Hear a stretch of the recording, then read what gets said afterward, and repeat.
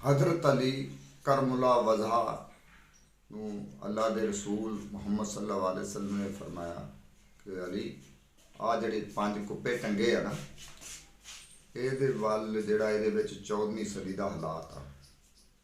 हाँ, जे देखने का दिल करे तो पहले 4 कुप्पे देख ली, तो 5वें ना देखी।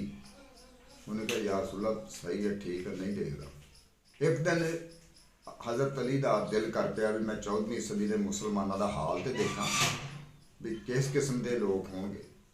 14वीं सदी आ जी चढ़ी है, हम 14वीं सदी है, ये हद कोई नहीं है, क़यामत तक ये 14वीं सदी रहनी है। हाँ, ये तादाद कोई नहीं दसी भी 100 साल की सदी नहीं हो सकती, पता नहीं लखों की तादाद ना सदी हो सकती है। आपकी सदी का हद कोई नहीं, हदूद है नहीं इस सदी। तो आपने एक दिन ख्याल किया मैं 14वीं सदी के हालात दे आपने पहला कुप्पा खोलिया, देखा कि वो कुआरियां जड़ियाँ बच्चियां ना वो वार अपना आपे मंगी जांदियां जी मेरी मैं उत्थे उहदे नाल शादी करनी है, मैं उन्हें शादी करनी है। तो बेहयाई उहदे विच इतनी है, तो बाज़ारां दे विच जड़ियां औरतां वां नंगे सिर ते मतलब सौड़े कपड़े जिन्ना अंग नज़र आवे हैं, दूसरा देखने वाले वास्ते भी मतलब जड़ा मसला बने हैं मुसलमान वास्ते, तो वो हर अंग नज़र आवे तो वो मतलब जड़ा आपने कहे मुसलमान कलमा पढ़ने वाली औरतां आपने देखा भी अल्लाह वो भी बंद कर दिता। अगला कुप्पा चुक्या, वह ढक्कन चुक्या, तो वो जड़ियाँ औरतां जड़ियाँ नंगियां तो बंदे जना कर रहे हैं गैर मतलब बच्चियां ना ते मतलब तो उन्होंने मतलब जड़ा औरतां फख्र महसूस करदियां भी मतलब महसूस करदियां भी मतलब जड़ा ये तो कोई गुनाह नहीं, तो बंदे भी ये करते फख्र महसूस करते 14वीं सदी करनगे उस वक़्त के लोग है। उन्हें कहा तोबा तोबा, आपने वो भी कुप्पा बंद किया।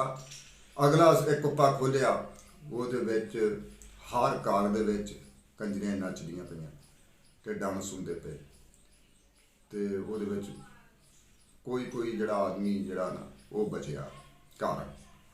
उन्हें कहा भी ये भी अजीब गल, उन्हें बंद कर दिता।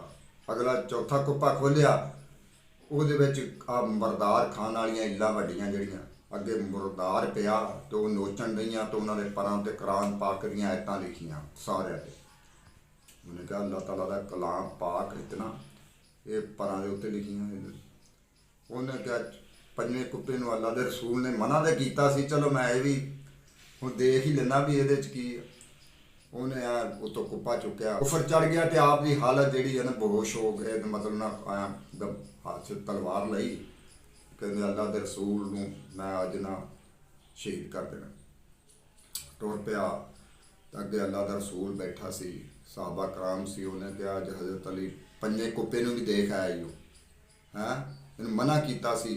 आपने सूरत फातिहा कुल वल्ला शरीफ पढ़ के पानी के उत्ते फूक मार के पानी का चुल्लू वो मत्थे ते मारिया, तो वो मतलब जी होश टकाने आई, तो आपने आप कदम च डिग पिया। उन्हें कहा या रसूलल्लाह सल्लल्लाहु अलैहि वसल्लम मेरे को गलती हो गई, मैं तो मतलब जड़ा उन्हें कहा हज़रत अली अज 5वें कुप्पे भी देख आए जिन्होंने मना किया है तेन। उन्हें कहा या रसूलल्लाह गलती हो गई, माफ़ कर दो माफ़ कर दो, कदम डिग पिया।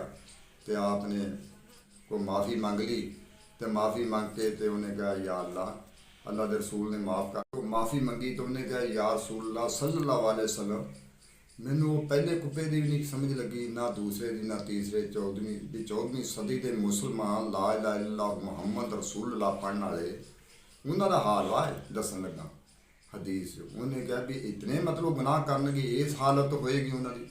उन्हें कहा जी वो पहले कुप्पे, उन्हें क्या उस 14वीं सदी जड़ियाँ बच्चियां ना वो अपना दे के माँ बाप को कहेंगे मैं उत्थे शादी करनी है, मैं उत्थे शादी करनी है हैं, तो जेडे वो स्मार्ट कपड़े पाउणगियां तो उन्होंने अंग नज़र आउणगे बंदियां नूं हैं, दूसरे जाणगे तो फख्र महसूस करनगे लोग हैं। तो दूसरे दे कुप्पे चुने कि यार छोड़ो वो जड़ा नंगे बाजार औरतां फख्र करनगियां फिरदियां हैं, तो जना जड़ा आम होएगा नंगियां औरतां जना करदियां वो होणगियां हैं, वो फख्र महसूस करनगे इस इनू जना मतलब जड़ा ना कोई मतलब गुनाह ना समझणगे, कलमा भी पढ़नगे। ਆਪਣੀ ਇੰਨੀ ਤਾਕਤ ਮਨਾਉਣਗੇ, ਕਹਿਣਗੇ ਸਾਡੀ ਤੇ ਦੁਆ ਦੇ ਨਾਲ ਅਸਾਂ ਤੇ ਉਹ ਕਰ ਦਿੰਨੇ ਆ, ਅਸਾਂ ਸਮਾਨ ਬਦਲ ਦਾਂਗੇ, ਅਸਾਂ ਮਤਲਬ ਜਿਹੜਾ ਅੱਲਾ ਦੇ ਬਹੁਤ ਨਜ਼ਦੀਕ ਆ, ਸਾਰਾ ਅੱਲਾ ਹੀ ਸਾਡਾ ਹੀ ਆ। ਬੜੇ ਬੜੇ ਬਜ਼ੁਰਗ ਜਿਹੜੇ ਆ ਇਸ ਲਾਈਨ 'ਤੇ ਆ ਜਾਣਗੇ ਜਨਾਹ ਕਰਨ ਤੇ ਫਖਰ ਮਹਿਸੂਸ ਕਰਨਗੇ ਉਹ ਇਸ ਗੱਲ ਨੂੰ। ਤੇ ਉਹਨੇ ਕਿਹਾ ਯਾ ਰਸੂਲ ਅੱਲਾਹ, ਕੰਮਣ ਲੱਗ ਪਏ ਹਜ਼ਰਤ ਅਲੀ, ਉਹਨੇ ਨੇ ਉਹ ਵੀ ਕੁੱਪਾ ਪਾ, ਉਹਨੇ ਕਿਹਾ ਯਾ ਅੱਲਾਹ, ਤੀਸਰਾ ਯਾ ਰਸੂਲ ਅੱਲਾਹ ਕੁੱਪਾ ਉਹਦਾ। ਉਹਨੇ ਕਿਹਾ ਹਰ ਘਰ ਦੇ ਵਿੱਚ LCDਆਂ ਫਿਲਮਾਂ ਉਹਦੇ ਵਿੱਚ ਦੇਖਣਗੀਆਂ, ਦੇਖ ਕੇ ਤੇ ਉਹਦੇ ਵਿੱਚ ਫਿਲਮਾਂ ਦੇਖਣਗੇ ਲੋਕ, ਨੰਗੀਆਂ ਕੰਜਰੀਆਂ ਉਹ ਜਿਹੜੀ ਨੱਚਦੀਆਂ ਹੀ ਹੁੰਦੀਆਂ, ਤਾਂ ਉਹਨਾਂ ਦੀ ਤਸਵੀਰਾਂ ਲੱਗੀਆਂ ਹੋਣਗੀਆਂ, ਤਾਂ ਉਹਨੂੰ ਫਖਰ ਮਹਿਸੂਸ ਕਰਨਗੇ ਫਿਲਮਾਂ ਦੇਖ ਕੇ, ਤੇ ਉਹਨੂੰ ਗੁਨਾਹ ਨਹੀਂ ਮਹਿਸੂਸ ਕਰਨਗੇ ਵੀ ਇਹ ਮੈਂ ਅਸਾਂ ਗੁਨਾਹ ਕਰਦੇ ਪਏ ਹਾਂ, ਉਹ ਫਖਰ ਮਹਿਸੂਸ ਕਰਨਗੇ ਜੀ। ਚੌਥਾ ਕੁੱਪਾ, ਉਹਨੇ ਕਿਹਾ ਉਸ ਵਕਤ ਦੇ ਜਿਹੜੇ ਆਲਮ ਹੋਣਗੇ, ਜਿਹੜੀ ਦੁਨੀਆ ਹੋਏਗੀ, ਬੜੀ ਰਸੀਲੀ ਆਵਾਜ਼ ਨਾਲ ਤਲਾਵਤ ਕਰਨਗੀ, ਕੁਰਾਨ ਪਾਕ ਪੜ੍ਹਨਗੇ, ਬੜਾ ਕਰਨਗੇ, ਬਹੁਤ ਕਰਨਗੇ, ਇਲਮ ਨੂੰ ਵੇਚਣਗੇ, ਤਲਾਵਤਾਂ ਕਰਨਗੇ ਵੀ ਸਾਡੀ ਮਸ਼ਹੂਰੀ ਹੋ ਜਾਏ, ਸਾਡੀ ਮਸ਼ਹੂਰੀ ਹੋ ਜਾਏ ਦੁਨੀਆ 'ਤੇ। ਉਹਨਾਂ ਦਾ ਆਖਰ ਦੇ ਵਿੱਚ ਇਹੋ ਹੀ ਹੈ, ਜਿਵੇਂ ਇੱਲਾਂ ਦੇ ਉੱਤੇ ਕੁਰਾਨ ਪਾਕ ਨਹੀਂ ਲਿਖਿਆ ਤੇ ਅਮਲ ਕੋਈ ਨਾ ਹੋਏਗਾ, ਉਹ ਅਮਲ ਕੋਈ ਨਾ ਹੋਏਗਾ, ਬਾਕੀ ਸਾਰਾ ਮਤਲਬ ਜਿਹੜਾ ਕੁਰਾਨ ਪਾਕ ਬੜੇ ਪੜ੍ਹਨਗੇ ਤੇ ਮਤਲਬ ਦਰਸ ਬੜੇ ਖੁੱਲ੍ਹ ਜਾਣਗੇ, ਬਹੁਤ ਹਰ ਬੰਦੇ ਦੀ ਜ਼ੁਬਾਨ 'ਤੇ ਮਤਲਬ ਕੁਰਾਨ ਪਾਕ ਹੋਏਗਾ, ਤੇ ਮਤਲਬ ਜ਼ਰਾ ਜ਼ਰੇ ਦੇ ਵਿੱਚ ਹੋਏਗੀ, ਪਰ ਅਮਲ ਕੋਈ ਨਾ ਹੋਏਗਾ ਉਹਨਾਂ ਦਾ, ਅਮਲ ਕੋਈ ਨਾ। ਅਮਲ ਤਾਂ ਇਵੇਂ ਹੀ ਆ ਜਿਵੇਂ ਇੱਲਾਂ ਦੇ ਪਰਾਂ 'ਤੇ ਮਰਦਾਰ ਖਾ ਰਹੀਆਂ, ਤੇ ਉਹਨਾਂ ਦੇ ਪਰਾਂ 'ਤੇ ਲਿਖਿਆ ਆਪਣਾ ਇਲਮ ਵੇਚਣਗੇ ਵੀ ਸਾਡੀ ਮਸ਼ਹੂਰੀ ਹੋ ਜਾਏ, ਸਾਨੂੰ ਦੌਲਤ ਲੱਭ ਜੇ, ਤੇ ਇਲਮ ਵੇਚਣ ਵਾਸਤੇ ਆ ਫਖਰ ਮਹਿਸੂਸ ਕਰ। ਪੰਜਵਾਂ ਕੁੱਪਾ, ਉਹਦੇ 'ਚ ਕਿਹਾ, ਉਹਦੇ 'ਚ ਸਾਰੀ ਕਾਇਨਾਤ ਦਾ ਜਿਹੜਾ ਕੁਫਰ ਆ ਨਾ, ਜਿਹੜੇ ਮੁਸਲਮਾਨ ਦੇ ਦਿਲ ਦੇ ਵਿੱਚ ਗੁੱਸਾ ਛੇਤੀ ਆ ਜਾਂਦਾ, ਪਿੱਤਾ ਰੱਖਿਆ ਹੁੰਦਾ, ਜਾਂ ਦੁਨੀਆ ਦਾ ਸਾਰੀ ਕਾਇਨਾਤ ਦਾ ਰੱਬ ਨੇ ਕੁਫਰ ਉਸ ਕੁੱਪੇ 'ਚ ਰੱਖਿਆ ਗਿਆ ਸੀ, ਤੇ ਇਸ ਵਜ੍ਹਾ ਤੋਂ ਤੁਹਾਨੂੰ ਕਿਹਾ ਸੀ ਵੀ ਉਹ ਸਾਰਾ ਕੁਫਰ ਜਿਹੜਾ ਤੁਸੀਂ ਦੇਖ ਨਹੀਂ ਝੱਲ ਨਹੀਂ ਸਕਦੇ ਕੁਫਰ, ਤੇ ਇਸ ਵਜ੍ਹਾ ਤੁਹਾਨੂੰ ਉਸ ਪੰਜਵੇਂ ਕੁੱਪੇ ਤੋਂ ਆਪਨੇ ਕਿਹਾ ਸਦਕਤਾ ਯਾ ਰਸੂਲullah। ਕਾਬ ਕੰਮਣ ਲਾਪੇ ਵੀ 14ਵੀਂ ਸਦੀ ਦੇ ਮੁਸਲਮਾਨ ਕੁਰਾਨ ਪਾਕ ਵੀ ਪੜ੍ਹਨਗੇ, ਪਰ ਉਹਨਾਂ ਦਾ ਮਤਲਬ ਕੋਈ ਅਸਰ ਨਾ ਹੋਏਗਾ।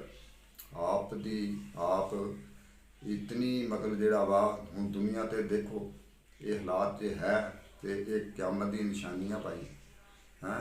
ਇੱਥੇ ਅਲਾਮਾ ਇਕਬਾਲ ਨੇ ਇਹਦਾ ਸ਼ੇਰ ਇੱਥੇ ਪੜ੍ਹਿਆ, ਉਹਨੇ ਕਿਹਾ ਅਮਲ ਸੇ ਜ਼ਿੰਦਗੀ ਬਣਤੀ ਹੈ, ਜन्नत भी जहन्नम भी। ਇਹ ਖਾਕੀ ਆਪਣੀ ਫਿਤਰਤ न नूरी है ना नारी है। Please subscribe my channel.